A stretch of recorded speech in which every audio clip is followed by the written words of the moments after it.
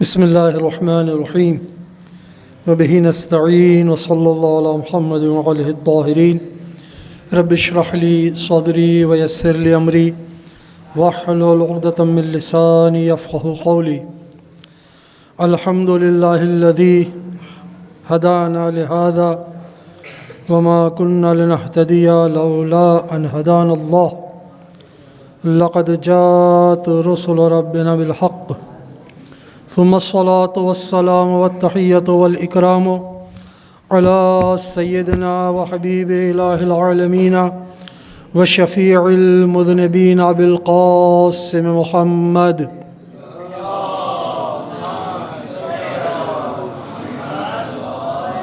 وعلى آله الطيبين الطاهرين المعصومين المظلومين الذين أذهب الله عنهم الرجس وطهرهم تطهيرا.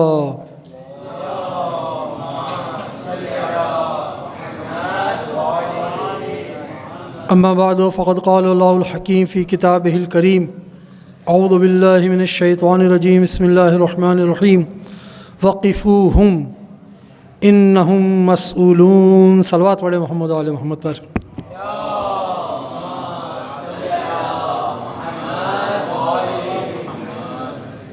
عزیزان گرامی، ہمارا آج کا جو موضوع ہے وہ ہے ہم اپنی ذمہ داری کو کیسے پورا کر سکتے ہیں، اپنی ذمہ داری کو پورا کرنا. تو اس بارے میں پہلے تو ہمیں سمجھنا چاہیے کہ لفظ ذمہ داری ہے کیا. دیکھیں، عربی زبان میں اگر ہم اس کو لیں گے تو ہمارے لیے اس کو سمجھنا آسان ہو جائے گا. عربی زبان میں ذمہ داری کے لیے جو لفظ استعمال ہوتا ہے وہ ہے مسئول. مسئول کا مطلب ہوتا ہے جس سے سوال کیا جائے. ایک ہوتا ہے سائل یعنی سوال کرنے والا، مسئول جس سے سوال کیا جائے.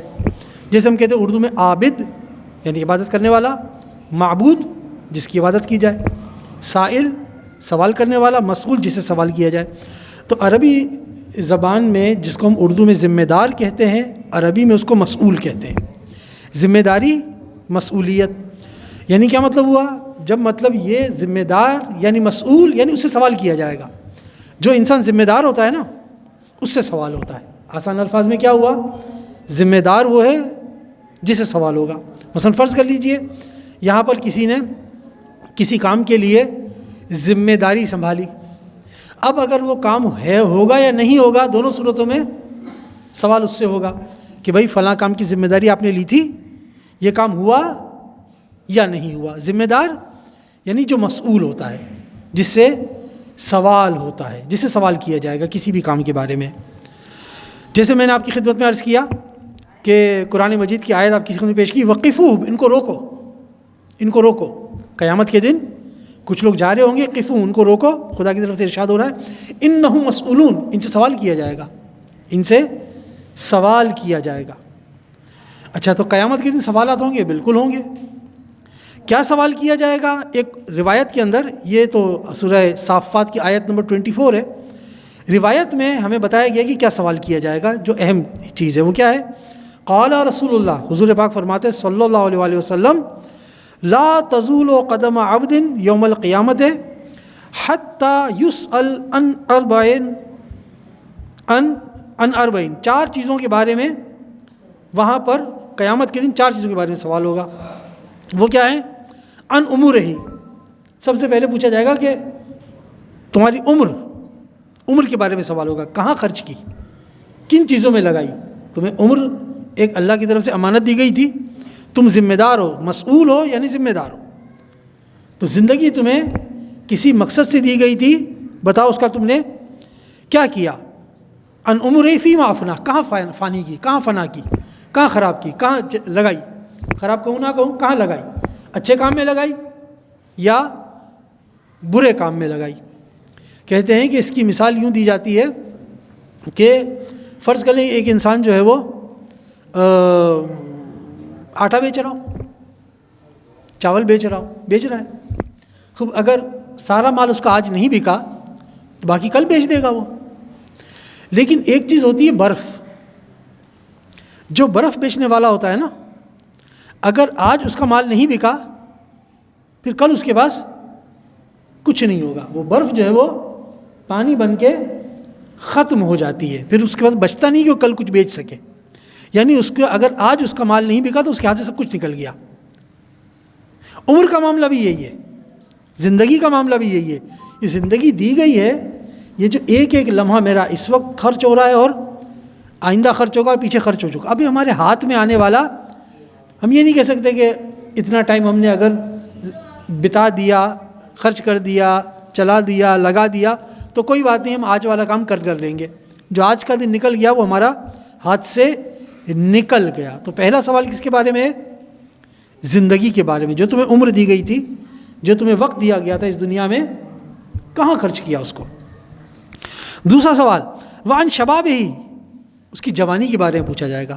اچھا عمر تو جوانی بھی آ گئی نا, آپ کی عمر کے پوچھا جائے گا تو جوانی بھی آ گئی, لیکن جوانی کے بارے میں الگ سوال ہے. جوانی کی جو طاقتیں دی تھی, زندگی تو اپنی جگہ پر ہے, لیکن جوانی میں انسان کے پاس طاقت ہوتی ہے, توانائی ہوتی ہے.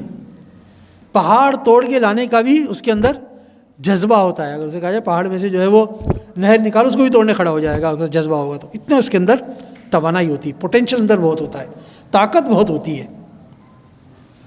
سوال کیا جائے گا کہ وہ جو طاقت دی تھی, توانائی دی تھی, کہاں خرچ کی. اس وقت ہمارا عمر کا بہت سارا حصہ جو ہے وہ اس موبائل کے اندر خرچ ہو جاتا ہے. اچھا خرچ ہو جاتا ہے, یہ ضائع ہو جاتا ہے؟ نہیں, کسی کا ضائع ہوتا ہے, کسی کا ضائع نہیں ہوتا. زیادہ تر کا جو ہے وہ موبائل کے اندر وقت ضائع ہو جاتا ہے, لیکن کچھ لوگ اس کا صحیح استفادہ بھی کرتے ہیں. سارے غلط استعمال نہیں ہے, کچھ صحیح استفادہ بھی ہے. اب اس کا اگر صحیح استفادہ کیا تو عمر کا وہ حصہ صحیح استعمال ہو گیا. جوانی کا بھی یہی ہے, جوانی دی ہے, جوانی کو بالآخر گزرنا ہے. کہاں اس کو تم نے لگایا, اس جوانی کو کن کاموں میں لگایا. کاموں میں لگانے کے لیے بہت ہے, دینی کام بھی ہیں, غیر دینی کام بھی ہیں, پڑھائی بھی ہے, کھیل بھی ہے, زندگی کے دوسرے معاملات بھی ہیں, سب ہیں. لیکن صحیح جگہ لگائیں تو اب یہ سوال ہوگا. سوال ہوگا کہ کیا مطلب ہے, ہم اس کے ذمہ دار ہیں. عرض کیا کہ ذمہ دار کے لیے عربی میں لفظ ہوتا ہے مسئول. یہاں پر قرآن کی کیا آیت ہے, قفو, ان کو روکو, انہم مسئولون, ان سے سوال ہوگا, یہ مسئول ہے. مسئول ہے یعنی ذمہ دار ہے. بس کوئی جوان یہ نہیں کہہ سکتا کہ میں نے یہ ذمہ داری نہیں لی ہے. کوئی یہ کہہ سکتا ہے کہ بھی ذمہ داری لیتے ہیں نا, سے مطلب فرض کر لیں کہ اگر کوئی کمیٹی ہے مسجد کی تو اس میں کوئی ذمہ داری لیتا ہے, اس کو ذمہ داری دی جاتی ہے, وہ لیتا ہے کہ ٹھیک ہے مائک کی ذمہ داری میری, تبرک کی ذمہ داری میری, مولانا کا انتظام کرنے کا ذمہ داری میری. اسے پوچھا جائے گا ہم نے تو کوئی ذمہ داری نہیں ہے. اللہ نے ہم سے کہا تھا کہ تمہیں ہم ذمہ داری دے رہے ہیں, جوانی دے رہے ہیں, عمر دے رہے ہیں, پوچھا تھا؟ نہیں پوچھا تھا, تو ہم نے تو کوئی ذمہ داری نہیں لی ہے. اب کیا کریں, یعنی ذمہ دار نہیں ہیں ہم؟ نہیں, ذمہ دار تو ہیں. ہمارا حال وہ ہے جیسے بچہ ہوتا ہے نا. بچہ اگر یہ کہے, ایک سوال ہے آیت المکارم شیرازی نے اپنی کسی کتاب میں لکھا ہے, کہا کہ مجھ سے کسی نے سوال کیا کہ مجھے اللہ نے دنیا میں کیوں بھیجا. مجھ سے تو نہیں پوچھا تھا, مجھ سے تو نہیں پوچھا تھا, وہ پوچھتا تو میں منع کر دیتا, اب زبردستی بھیج دیا ہے تو میں کیا کروں, اب میرے جو دل چاہے کروں گا. تو انہوں نے کہا کہ میں نے اس سے کہا, جواب یہ دیا انہوں نے کتاب میں جو لکھا ہے, کہ میں نے کہا کہ جیسے ہمیں بتا رہے تھے, سمجھا رہے تھے کہ جیسے اسکول ہوتا ہے نا, اسکول, بچوں کو جب اسکول بھیجا جاتا ہے تو اس بچے کا دل نہیں چاہ رہا اسکول بھیجنے کا, نہ اس نے آپ سے کہا ہے بھیجو, لیکن آپ اسے بھیجتے ہیں. کیوں؟ اس لیے کہ آپ کو معلوم ہے کہ بچے کو اسکول بھیجنا اس کی آئندہ زندگی کے لیے بہتر ہے. اب وہ چاہے کتنا ہی والدین سے کہ مجھے آپ کیوں بھیج رہے ہیں, اگر امتحان میں اچھے نمبر نہ آئے تو پوچھتے ہیں بیٹا کیوں نمبر اچھے نہیں آئے, محنت کر لیتے تھوڑی سی, چلو آئندہ اگلے سال محنت کرنا. آپ کیا, آپ مجھ سے کیوں پوچھ رہے ہیں, آپ نے مجھے زبردستی بھیجا, میں تو نہیں چاہ رہا تھا اسکول جانا, آپ نے مجھے بھیجا. تو آپ کہیں گے نہیں بھیجنا, ہم نے آپ کو بھیجا ہے, آپ سے پوچھیں گے بھی نہیں, اس لیے کہ ابھی آپ اس کی اہمیت کو نہیں سمجھ رہے کہ اسکول کی اہمیت کیا. آپ کو لگتا ہے کہ یہاں پر آ کے میرے اوپر ذمہ داری لگ جاتی ہے, یہ کرو وہ نہیں کرو, ہوم ورک دیا جاتا ہے تو اس لیے آپ کو برا لگتا ہے. لیکن ہمیں معلوم ہے کہ آپ کے لیے یہ جو ذمہ داری آپ کو دی جاتی ہے اسکول میں, یہ اچھا ہے آپ کے لیے, لہٰذا آپ ذمہ دار ہیں. آپ سے پوچھا نہیں, لیکن آپ ذمہ دار ہیں. ہم اگر دنیا میں ہیں تو یہ ہماری اب ذمہ داری بن گئی، آ گئے ہیں تو اب عمر ملی ہے، اس کا بھی سوال ہوگا، جوانی ملی ہے، اس کا بھی سوال ہوگا۔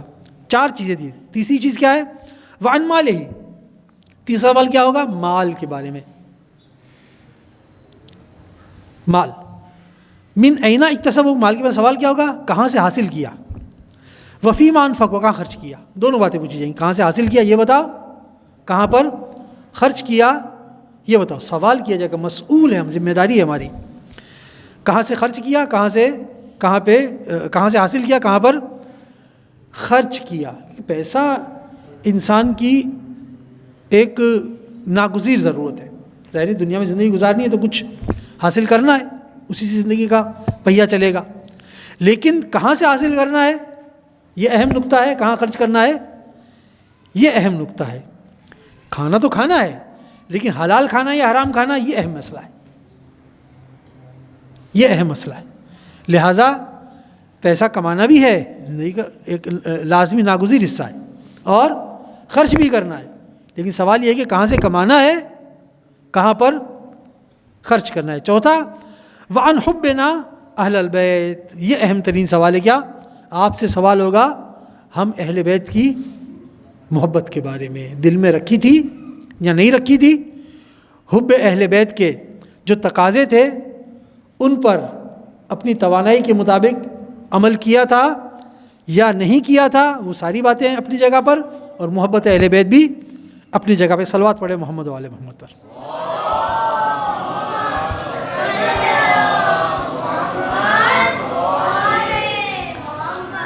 اچھا یہ صرف 4 ہی چیزیں ہیں؟ یہ 4 اہم ترین چیزیں ہیں: عمر، جوانی، مال اور محبت اہل بیت۔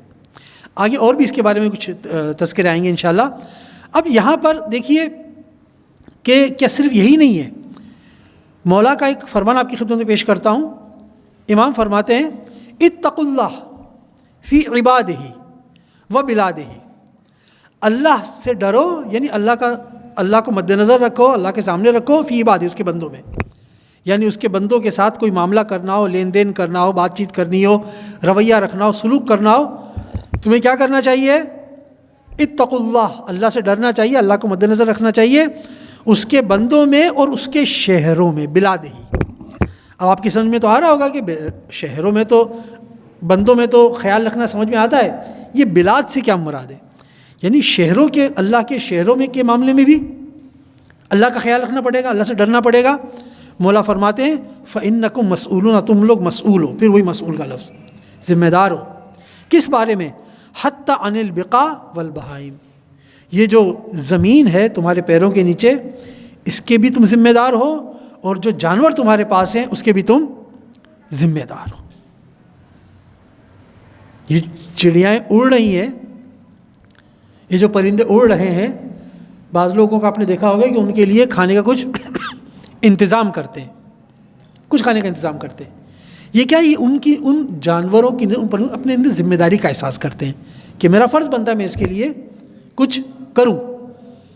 اب کوئی روٹی ڈال دیتا ہے، کوئی کیا کرتا ہے، کوئی اچھا کرتا ہے، کوئی برا بھی کرتا ہے، یعنی اپنے طور پہ وہ ذہن میں اچھا سوچتے ہیں لیکن وہ اس کا طریقہ کار صحیح نہیں ہوتا۔ تو یہ جانور جو ہے نا، رسول کی احادیث بارے میں کہ ایک عورت نے اپنی گھر پہ بلی رکھی ہوئی تھی، اور بلی کو قید کو کھانا دیتی تھی، کچھ نہیں دیتی تھی۔ بلی کی وجہ سے لوگ جہنم میں جائیں گے، یہ موجود ہے۔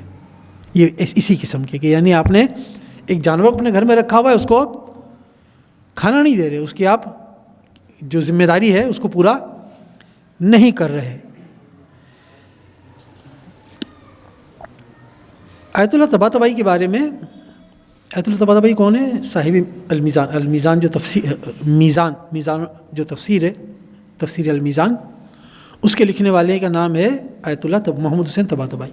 بہت بڑی شخصیت ہے، عرفانی شخصیت، فلسفی شخصیت، اور کئی ان کے واقعات، ان کے بھائی کے کئی واقعات مشہور ہیں۔ میں صرف ایک چیز کا اشارہ کر دوں بس، کیا اس بارے میں، ان کے بارے میں ہے کہ وہ اپنے گھر والوں کو کہتے تھے کہ گھر میں آنے والے کاکروچوں کو مارو نہیں، کچھ ایسا کام کرو کہ گھر میں کاکروچ پیدا نہ وہ بھی اللہ کی مخلوق ہے. جب اللہ کی مخلوق ہے تو اگر تمہیں تنگ کرتے تو کوشش کرو پیدا ہی نہ ہو, اور اگر پیدا ہو جائیں تو مارو نہیں, اس کے لیے کوئی اور راستہ اختیار کرو. یہ کیا ہے؟ یہ اللہ کی مخلوق سے محبت ہے. میں بھی آپ کی خدمت میں عرض کر رہا ہوں, بہت سے لوگ کیا کرتے ہیں گھر میں, مثال کی بات ہے بعض گھروں میں چھپکلی سے لوگ بہت ڈرتے ہیں. کوشش کریں کہ اگر چھپکلی سے آپ ڈرتے ہیں تو چھپکلی کو ماریں نہیں, کیا کریں, یہ میرا مشورہ آپ کے لیے, ٹھیک ہے, کسی حدیث روایت کی بات نہیں کر رہا ہوں, میں تجربے کی بات کر رہا ہوں اور اپنے دل کی بات بتا رہا ہوں.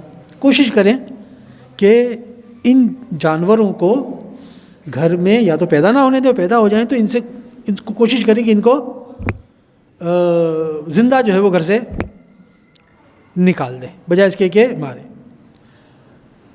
تو یہ بھی اللہ کی ایک مخلوق ہے, یعنی اس عنوان سے کہ اللہ کی مخلوق ہے. ہاں میں شرعی مسئلہ نہیں بیان کر رہا, یاد رکھیے گا شرعی مسئلہ ہے ہمارے پاس کہ اگر کوئی جانور آپ کے لیے نقصان دہ ہو, آپ کے لیے تکلیف, آپ کے لیے اذیت ہو تو آپ اس کو مار سکتے ہیں. شرعی مسئلہ نہیں بیان کر رہا, میں ایک اخلاقی نقطہ بیان کر رہا ہوں کہ بہرحال اللہ کی مخلوق ہے, جس طرح ہو سکے ان سے. تو حضور بھی مولا بھی فرماتے ہیں کہ تم سے زمینوں کے بارے میں سوال ہوگا جو تمہارے پیروں کے نیچے ہے, اور تم سے جانوروں کے بارے میں سوال ہوگا کہ جو تمہارے اس میں آتے ہیں, جس میں جانور سمجھ کے اس کو جانور سمجھ کے ظلم کرنا یہ خود جواب دہی کا باعث بنے گا, مسئولیت پیدا کرے گا.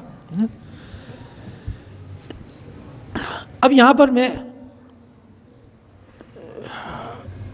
ذمہ داری کے حوالے سے ایک نقطہ عرض کروں. دیکھیے ذمہ داری جب ہم کہتے ہیں نا, ذمہ داری ہمیشہ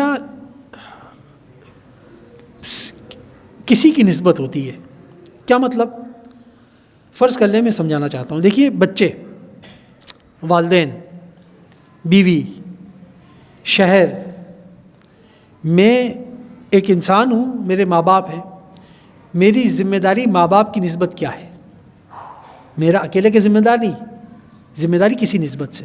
اچھا, میں بچوں کا باپ بھی ہوں, اولاد کی نسبت میری ذمہ داری کیا ہے؟ جب بھی ہم ذمہ داری کا استعمال کریں گے تو دو طرفہ گفتگو ہوگی کہ اس آدمی کی ذمہ داری اس نسبت سے کیا ہے.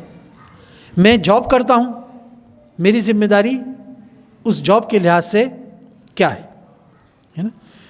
میرے پاس کوئی کاروبار ہے تو میرے پاس کوئی خریدار آتا ہے, میری ذمہ داری اس کی نسبت. تو لفظ ذمہ داری ہمیشہ اکیلی نہیں ہوتی, ہمیشہ کسی کی نسبت ہوتی ہے.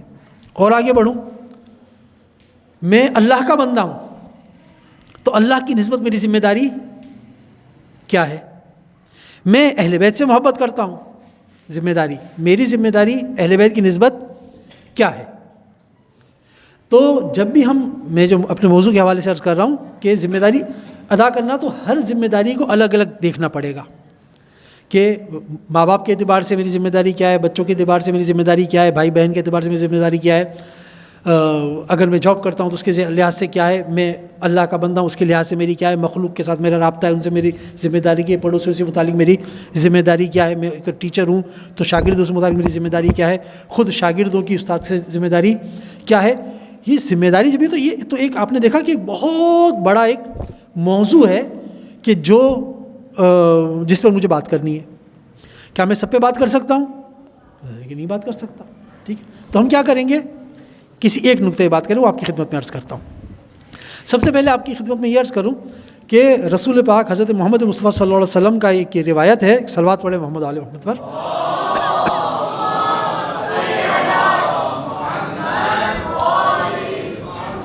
ایک جملہ ہے 4-5 لائنوں پر مبنی ہے, کلکم را.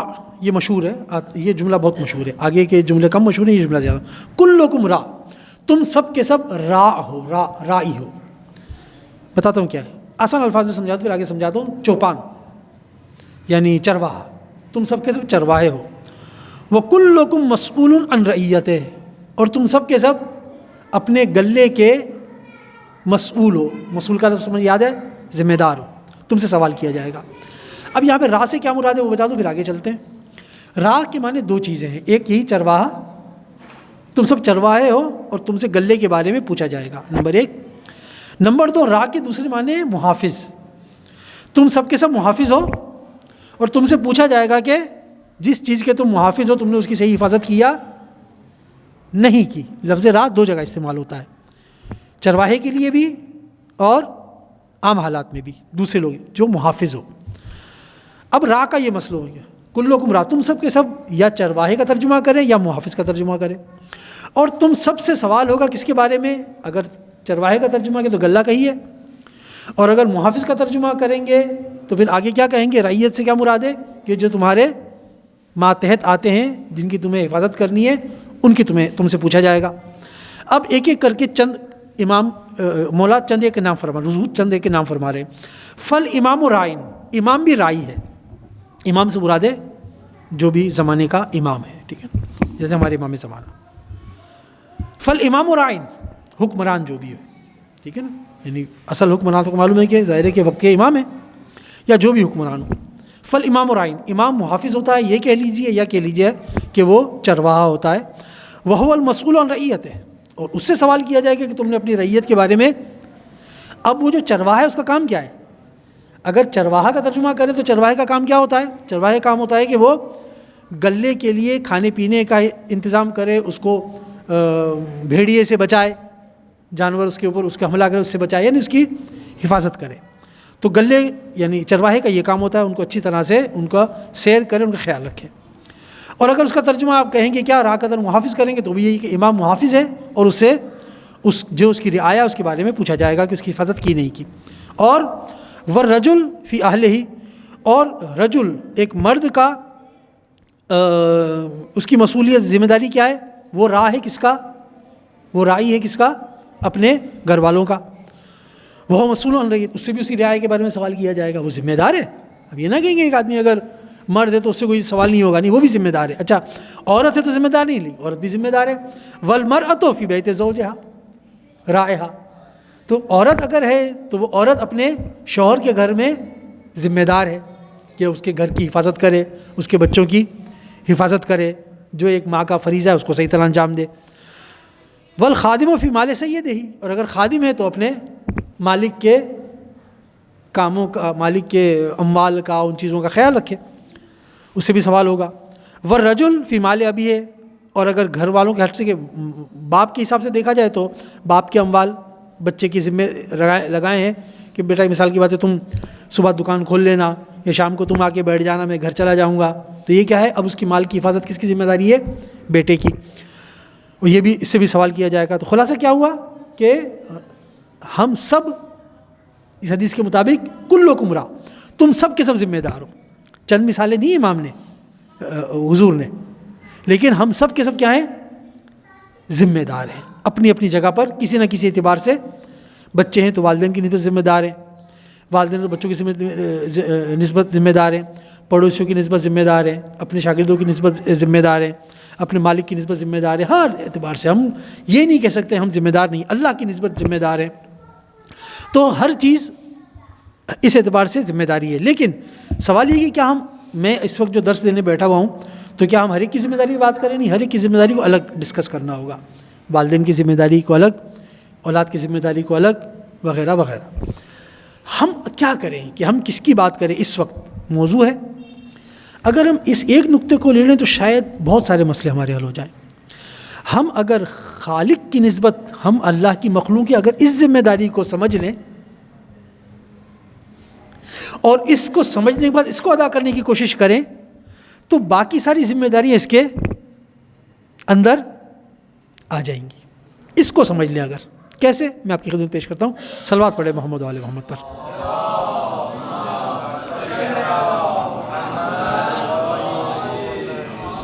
سب سے پہلے اس بات کو دیکھ لیجیے کہ اگر ہم نے اس کو سمجھ لیا نا، خالق اور مخلوق میں مخلوق کی ذمہ داری کو خالق کی نسبت، اگر یہ بات ہم نے اچھی طرح سمجھ لی اور اس کو ادا کرنے پہ آ گئے، کمر کس لی ہم نے کہ نہیں اب یہ کام کرنا ہے، تو باقی ساری خود بخود کیسے حل ہو جائیں گے. دیکھیں، اللہ تعالیٰ ہمارا خالق ہے، اس میں تو کوئی شک نہیں ہے. اچھا، اللہ تعالیٰ کی نسبت ایک مخلوق کی خالق کی نسبت کیا ذمہ داری ہے؟ ہم ایک مخلوق ہیں تو ہماری خالق کی نسبت کیا ذمہ داری بنتی ہے؟ خالق کی نسبت ہماری ذمہ داری یہ ہے کہ جس نے ہمیں پیدا کیا ہے ہم معلوم تو کریں وہ کون ہے. اس کو ذرا ڈیفائن کرتا ہوں. دیکھیے فرض کر لیجئے کہ ہم یہاں پر بیٹھے ہوئے ہیں, باہر سے کوئی آئے اور کہے کہ فلاں کسی ایک جگہ پر انہوں نے آپ کو کھانے کی دعوت دی ہے کہ مجلس کے بعد درس کے بعد وہاں آ جائیں, وہاں کھانا کھائیں گے. آپ وہاں پر گئے, آپ کو پتہ نہیں کون ہے, وہاں گئے اور آپ نے دیکھا کہ بڑا اچھا جو ہے وہ انتظام ہے, بڑی اچھی آؤ بھگت ہے, بہت کچھ انہوں نے آپ کی ضیافت کے لیے بڑا اچھا انتظام کیا ہوا ہے. اب آپ جانتے نہیں ہیں, آپ نے وہاں پر کھانا کھایا. باہر نکلتے وقت جن صاحب نے آپ سے کہا تھا, آپ نے کہا یار کس کا گھر ہے, بتاؤ تو صحیح. کہا کیوں, کیا کام ہے؟ کہا شکریہ ادا کر دیں یار, اتنا اچھا انہوں نے انتظام کیا. ان کو بھائی تمہارے شکریہ کی ضرورت نہیں ہے. تو آپ کیا کہیں گے کہ اس کو ضرورت نہیں ہے, مجھے باہر نکل کے افسوس ہوگا کہ یار کم سے کم ان کا شکریہ تو ادا کر دیتا, یہ میری ضرورت ہے, اس کی ضرورت نہیں ہے, اس نے اس مقصد سے نہیں بلایا ہے. میں اس کے بغیر اپنے آپ کو کیا سمجھوں گا, مضطرب سمجھوں گا, مضطرب محسوس کروں گا, یار یہ کیا بات ہے, اتنا کچھ کھایا پیا اور آگے سے انہیں شکریہ بھی ادا نہیں کیا. تو اگر ایک انسان ہمیں ایک وقت کھانا کھلائے تو ہم اپنا فرض سمجھتے ہیں کہ اس کو پہچان کے اس کا شکریہ ادا کریں. تو جس خالق نے ہمارے لیے اتنی ضیافتوں کا انتظام کیا ہو, جس نے گرمی سردی کا انتظام کیا ہو, جس نے کھانے کے لیے طرح طرح کی چیزوں کا انتظام کیا ہو, جس نے طرح طرح کے پھل فروٹ کا انتظام کیا ہو, جنہوں نے ہم بچوں کے لیے والدین کا انتظام کیا ہو, جس خالق نے اس مخلوق کے لیے بہترین ہادیوں کا انتظام کیا ہو, جس نے ہمارے بدن کے اندر طرح طرح کی سہولتیں رکھی ہوئی ہیں, یہ سب انتظام کیا ہو, کہ ہمارا فرض نہیں بنتا کہ ہم اس خالق کے بارے میں معلومات تو کریں کہ وہ کون ہے, کیا ہے, کیسا ہے, تاکہ اس کا شکر ادا کر سکیں. اس کے بغیر چارہ نہیں ہے. ہم اپنے اندر گلٹی فیل کریں گے کہ یار ہم جس خالق کی اتنی نعمتوں سے استفادہ کر رہے ہیں اس کے بارے میں ہم جانتے نہیں ہیں. ہم اپنے سمجھیں کہ ہماری ذمہ داری ہے کہ ہم اس کو سمجھیں, سیکھیں کہ وہ کون ہے جس نے یہ سب ہمیں دیا ہے. اچھا جب دیا ہے تو ہم یہ بھی پوچھیں کہ کیوں دیا ہے, کیا کوئی خاص مقصد ہے؟ اس نے جو یہ کھلایا ہے پلایا ہے ساری سہولتیں رکھی کس لیے رکھی ہے, کوئی خاص مقصد ہے؟ ہم کہیں گے ہاں خاص مقصد ہے. تو آپ کہیں یار یہ تو بہت بری بات ہے, ایک آدمی کھانا کھانے کے لیے بلائے اور اس کا کوئی خاص مقصد ہو. تو آپ کہیں گے یار ٹھیک ہے کھانا کھلانے کے بلائے, شکریہ بھی ادا کر دیتے ہیں, لیکن اس کے تو اپنے مقاصد تھے, اس کے تو اپنے مقاصد تھے. تو آپ دیکھیں کہ جو اس نے خدمت کی اس کی ویلیو کم ہو گئی, اس کے اپنے مقاصد تھے. خدا نے جو نعمتیں دی ہیں ہم ان کا شکر بھی ادا کرتے ہیں اللہ کا, لیکن کیا یہ ویلیو کو کم کرنے کا سبب بنے گا؟ جب اللہ نے کہا کہ میں نے تمہیں اتنی نعمتیں دی ہیں تم میرا شکر ادا کرو, میں نے نعمتیں تم میری عبادت کرو, تو یہ تو مقصد کے تحت دیا تھا. تو کیا ویلیو کم ہو گئی نعمت دینے کی؟ اگر کوئی میں کھانے کے لیے بلاتے اور کوئی مقصد ہو تو ہم کہیں گے یار اچھا کھانا تھا, شکریہ بھی آپ کا, لیکن مقصد تھا تو ویلیو کم ہو گئی. یہاں پر کیا خدا کے بارے میں کہیں گے ویلیو کم ہو گئی؟ جواب یہ ہے اگر اس میں خود اس کا کوئی فائدہ ہو تو ویلیو کم ہوگی, لیکن اگر جو وہ ہم سے چاہتا ہے اگر اس کا فائدہ ہمیں ہی مل رہا ہو تو ویلیو کم نہیں ہوگی بلکہ ویلیو بڑھ جائے گی. رسول پاک نے کیا فرمایا, اے رسول کہہ دو کہ میں تم سے اپنے قربا کی مودت چاہتا ہوں, اجر رسالت مودت قربا کی صورت میں تم سے مانگ رہا ہوں, لیکن اگر یہ اجر اپنے فائدے کے لیے ہوتا تو ممکن ہے کہ آپ کہتے ہیں کہ بھئی آپ نے تو فائدہ لے لیا اجر کی صورت میں, لیکن قرآن ہی یہ کہہ رہا ہے کہ رسول تم سے جو بھی اجر طلب کرتا ہے اس کا فائدہ اس کو نہیں ہے, اس کا فائدہ خود تم لوگوں کو ہے. تو جب تم لوگوں کو فائدہ ہے تو جہاں پر اجر رسالت طلب کیا یہ بھی یعنی وہ جو خدمت کی وہ بھی تمہارا فائدہ ہے, اس کا بھی شکریہ ادا کرنا چاہیے، اور جو اجر وہ طلب کر رہا ہے اس کا فائدہ بھی اس کو نہیں مل رہا، ہمیں ہی مل رہا ہے، تو ہمیں اس کا بھی شکریہ ادا کرنا چاہیے کہ اے رسول اچھا ہوا کہ آپ نے ہم سے اجر رسالت طلب کیا کہ اس کا فائدہ بھی خود ہمیں ہی ہے۔ اگر مودت قربت دل میں پیدا ہو جائے تو اس کا فائدہ اہل بیت کو نہیں ہونا ہے، اس کا فائدہ خود ان کے ماننے والوں کو ہی ہونا ہے، دنیا میں بھی ہونا ہے، آخرت میں بھی ہونا ہے۔ صلوات پڑھ لیجیے گا محمد و آل محمد پر۔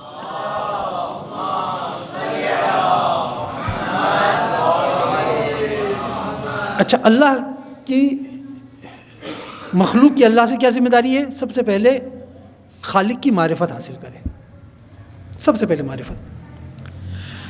اچھا، خالق کی معرفت کیا ہے؟ بس ہم یہ معرفت ہے کہ اللہ ہے، وہ ایک ہے، وہ ہمارا خالق ہے، بس اتنا کافی ہے؟ یعنی ہم اس سے آگے بھی جائیں گے۔ مثلاً ہم کیا کہیں گے؟ ہم کہیں گے کہ اللہ تعالیٰ خالق بھی ہے، رازق بھی ہے، اللہ تعالیٰ قاہر بھی ہے، اللہ تعالیٰ سختی بھی کر سکتا ہے، نرمی بھی کر سکتا ہے، وہ ہمیں دیکھ رہا ہے، ہمارا حساب بھی لینے والا ہے۔ جب انسان یہ کہہ دیتا ہے کہ اللہ دیکھ رہا ہے تو پھر کس مطلب کیا ہے پتہ ہے؟ اس کا مطلب یہ ہے کہ اگر میں نے اللہ کو یہ مان لیا کہ اللہ مجھے دیکھ رہا ہے تو اس کا مطلب یہ ہے کہ جس کے ہاتھ میں پوری دنیا کی طاقت ہے، ہر قسم کی طاقت ہے، اور اس نے مجھے کچھ چیزیں ذمہ داریاں دی کہ تمہیں یہ کام کرنے ہیں، اگر میں نے اس کو انجام نہیں دیا تو اللہ تعالیٰ مجھے پوچھے گا اور میرے پاس جواب نہیں ہوگا تو سزا بھی مل سکتی ہے، میں اللہ کا جواب نہیں دے سکوں گا۔ جب یہ معرفت کا یہ نقطہ ہمارے پاس آ جائے، کیا کہ ہم اللہ کے آگے جواب دیں، جو ذمہ داریاں اس نے رکھی ہیں اگر ہم نے اس کو انجام نہیں دیا تو اللہ ہم سے پوچھے گا، یہ معرفت، یہ والی معرفت کیا کرے گی؟ یہ والی معرفت تم سے کہے گی کہ جب تم اس معرفت تک پہنچ گئے کہ اللہ تعالیٰ تمہارا حساب لے گا اور وہ طاقتور ہے، وہ سختی بھی کر سکتا ہے، قاہر بھی ہے، رحمان بھی ہے، رحیم بھی، قاہر بھی ہے، جب یہ تم نے معرفت حاصل کر لی، اب ادھر سے ماں باپ کی نسبت تمہاری ذمہ داری ہے، اگر تم نے اس پر عمل نہیں کیا تو اللہ پوچھے گا۔ اولاد کی نسبت تمہاری ذمہ داری ہے، اگر تم نے اس پر عمل نہیں کیا تو اللہ پوچھے گا۔ تو اللہ صرف نماز روزے کا تو نہیں پوچھے گا، وہ تو حقوق الناس کا بھی پوچھے گا، حقوق اللہ کا بھی پوچھے گا، حقوق الناس کا بھی پوچھے گا۔ پڑوسی کی نسبت تمہاری ذمہ داری تھی، ادا کی یا نہیں کی؟ تم ٹیچر ہو، بچوں کو پڑھایا یا آرام سے ریسٹ روم کے اندر بیٹھے رہے، مثال کی بات ہے، یا اگر کاروبار کر رہے ہو تو خریدار کو صحیح مال دیا یا نہیں دیا، اس کی ذمہ اس نسبت جو تمہاری ذمہ داری ادا کیا یا نہیں کیا۔ تو جب ہم نے اللہ تعالیٰ کی نسبت صحیح معرفت حاصل کر لی، اس کا نتیجہ یہ نکلے گا کہ ہماری جتنی بھی ذمہ داریاں ہیں وہ صحیح طور پر پوری ہونے کا چانس پیدا ہو گیا۔ کیوں؟ اس لیے کہ جب آپ نے اللہ کے سامنے اپنے آپ کو ذمہ دار سمجھا اور اس معرفت کو حاصل کر کے اس پہ عمل کرنا شروع کیا، سارے کام ٹھیک ہونا شروع ہو جائیں گے۔ اور اگر اللہ کی معرفت میں کمی رہ گئی، ذہنی طور پر یا پریکٹیکلی، بعض لوگ ذہنی طور پہ معرفت حاصل کرتے ہیں، پریکٹیکلی نہیں کرتے۔ بہت سے لوگ ہیں کہ جو اللہ کو مانتے ہیں، اچھی طرح مانتے ہیں، سمجھتے ہیں، لیکن عملی طور پر جو ہے وہ پیچھے رہ جاتے ہیں۔ ہاں، اگر ذہنی طور پہ ہو، پریکٹیکلی ہو، پھر یہ معاملہ پھیلے گا اور ہر نسبت جو آپ کی ذمہ داری بنتی ہے وہ پوری ہوگی۔ بس ہمیں کس پہ جانا چاہیے؟ یہ سمجھنا چاہیے کہ اللہ کی نسبت ہماری ذمہ داری کیا ہے۔ چند کلمات پیش کرنے کی صلوات پڑھ لیجیے گا محمد علیہ محمد۔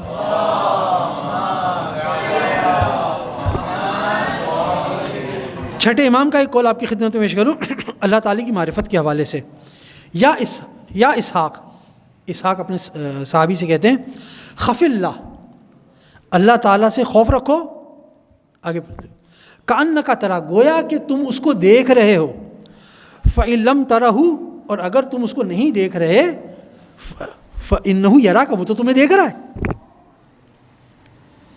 گویا کہ یہ سمجھے مجھے دیکھ رہا ہے۔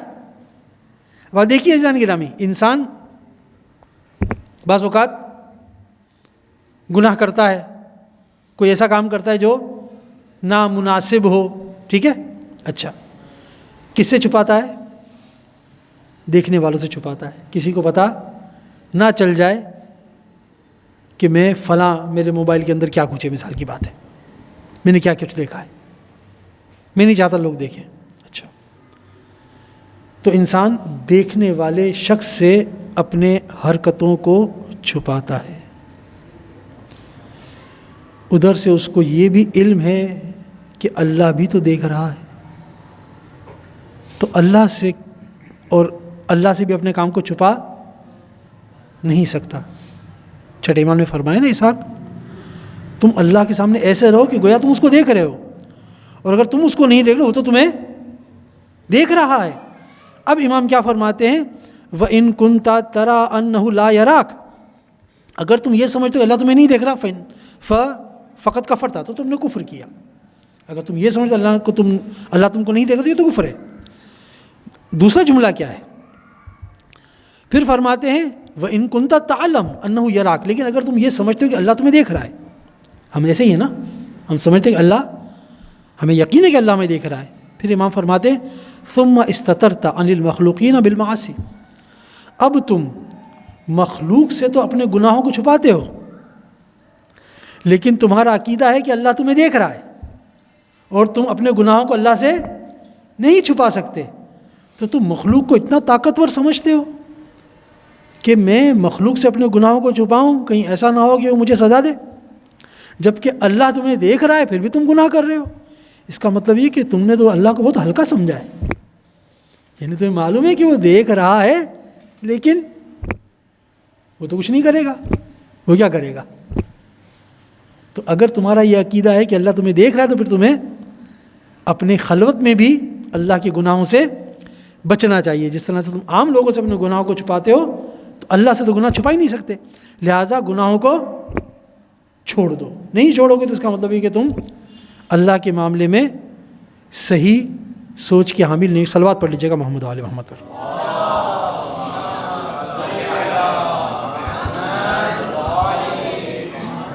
اچھا، ظاہر ہے کہ وقت کم ہی ہوتا ہے ہمارے پاس. اللہ تعالیٰ سے ایک تو معرفت، یعنی اللہ تعالیٰ کی نسبت ہماری پہلی ذمہ داری کیا ہے؟ اللہ کی معرفت، صحیح معرفت حاصل کرو. نمبر 2، اچھا صحیح معرفت حاصل کرنے کے لیے پہلے ایک حدیث پیش کر دو، پھر آگے چلتا ہوں.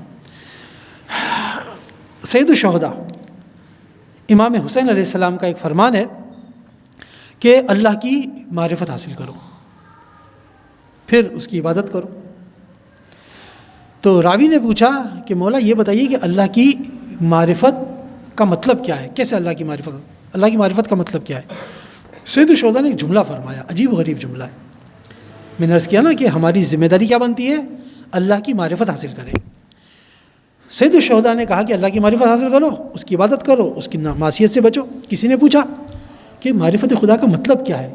سید الشہداء نے فرمایا اپنے زمانے کے امام کی معرفت حاصل کرنا.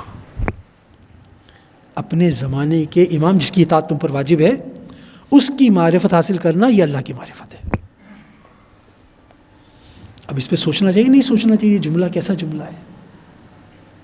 اس نے پوچھا میں اللہ کی معرفت کیسے حاصل کروں؟ کیا ہے اللہ کی معرفت؟ امام نے فرمایا وقت کے امام کی معرفت. وقت کے امام کی اللہ کی معرفت ہے. یہ وقت کے امام کی معرفت وہ ہے کہ جو تمہیں اللہ تک پہنچانے والا ہے. یہ تمہیں اللہ کا راستہ دکھائے گا. اہدنا الصراط المستقیم، خدایا تو مجھے صراط مستقیم پہ چلا. ہر آدمی کہہ رہا ہے صراط مستقیم میرے پاس ہے، بہت سارے راستے ہر کوئی کہہ رہا ہے. صحیح صراط مستقیم کون سا ہوگا؟ کہ جہاں پر وقت کا امام کھڑا ہوا ہوگا. یہ جو راستہ ہے یہ صراط مستقیم. اگر وقت کے امام کو اپنا امام تسلیم کر لیا، وقت کے امام کے کہنے پہ چلے، تو وہ تمہیں کہاں لے جائے گا؟ صحیح طور پر خدا کے راستے پہ چلائے گا. لیکن اگر وقت کے امام کے ڈھونڈنے میں پہچاننے میں غلطی کر گئے، یا پہچان لیا لیکن اس کے کہنے پہ نہیں چلے، تو اس کا مطلب یہ ہے کہ انسان ممکن ہے کہ گمراہی کا شکار ہو جائے. پھر وہ اہل بیت کی کرم ہے کہ محبت کی وجہ سے وہ شفاعت کریں، وہ بات کا مرحلہ ہے. لیکن یہاں پہ ہم سے کمزوری ہو گئی، ہم سلپ ہو گئے کہ اللہ کی امام کی معرفت تو ہے، لیکن جو کام بتایا اس کو ہم انجام نہیں دے سکے. صلوات پڑھے محمد و آل محمد پر.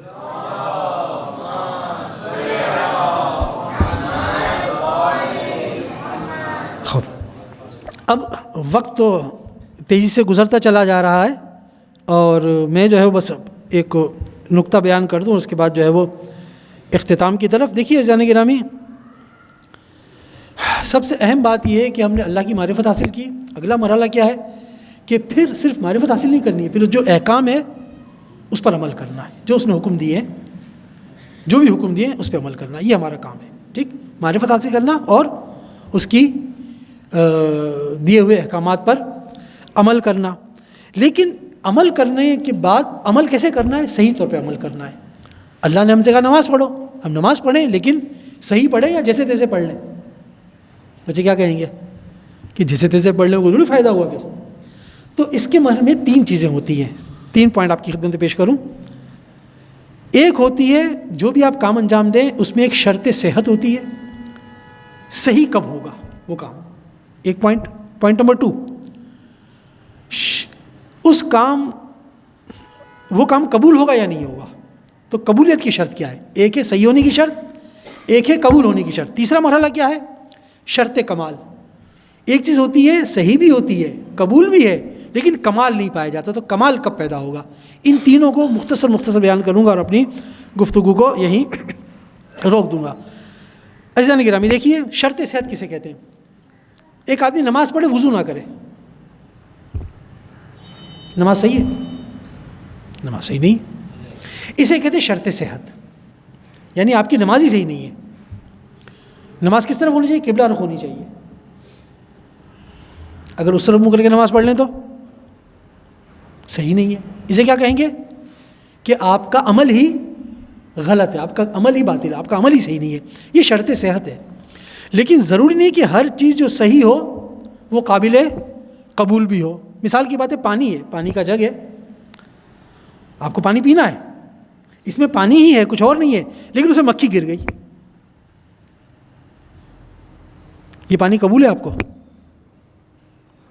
کیا یہ پانی کے علاوہ کچھ اور ہے؟ نہیں، پانی ہے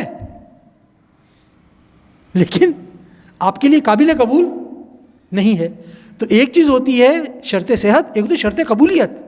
شرط قبولیت کیا ہے کہ اس کے اندر کوئی خراب چیز اس کے اندر نہ گر جائے، کہ وہ گر جائے، پانی گر گیا تو ہے تو پانی، غلط نہیں بول رہے آپ، لیکن پانی قابل قبول نہیں ہے، پیا نہیں جائے گا. یہ شرط قبولیت. تو جس طرح سے عبادت کے اندر ایک شرط صحت ہوتی ہے، شرط قبولیت بھی ہوتی ہے. شرط قبولیت کیا ہے؟ نماز کے لیے شرط صحت ہے وضو. شرط قبولیت کیا ہے؟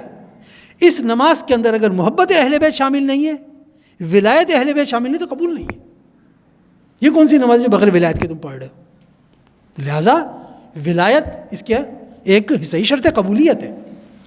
نماز صحیح ہے، نماز ہی ہے، وضو بھی ہے، سب کچھ ہے، لیکن اہل بیت سے محبت دل میں نہیں ہے. یہ 2 پوائنٹ ہو گئے. تیسرا پوائنٹ کیا؟ شرط کمال. شرط کمال کیا؟ یہ اور اوپر لے جاتی ہے. شرط صحت، شرط قبول. اب اس نماز کے اندر بہترین خضوع و خشوع بھی شامل ہو جائے، اہل بیت سے محبت بھی شامل ہو جائے، اول وقت بھی شامل ہو جائے، جماعت کی نماز بھی شامل ہو جائے. تو اب دیکھیں درجہ بدرجہ کیا ہو رہا ہے؟ کمال بڑھ رہا ہے.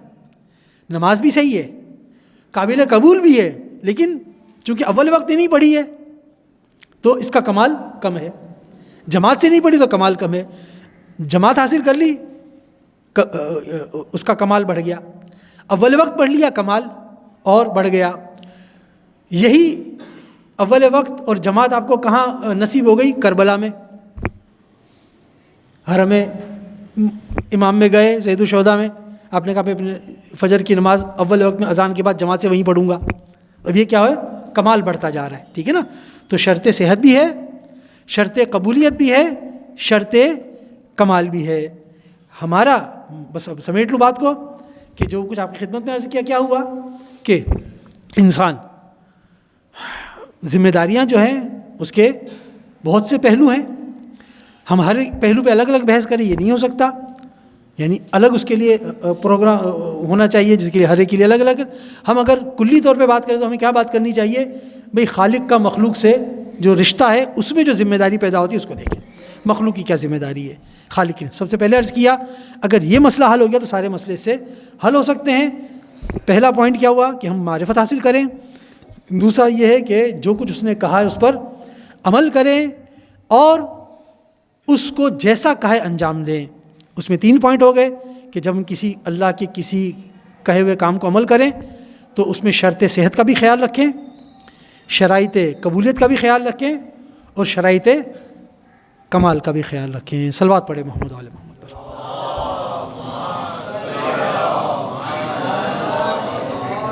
پروردگار عالم سے دعا کرتے ہیں کہ جو کچھ یہاں پر بیان ہوا ذمہ داری کے حوالے سے ہمیں ان سب باتوں کو سمجھنے اور بولنے اور سننے والا سب کو اس پہ بہترین طریقے سے عمل کرنے کی توفیق عطا فرما.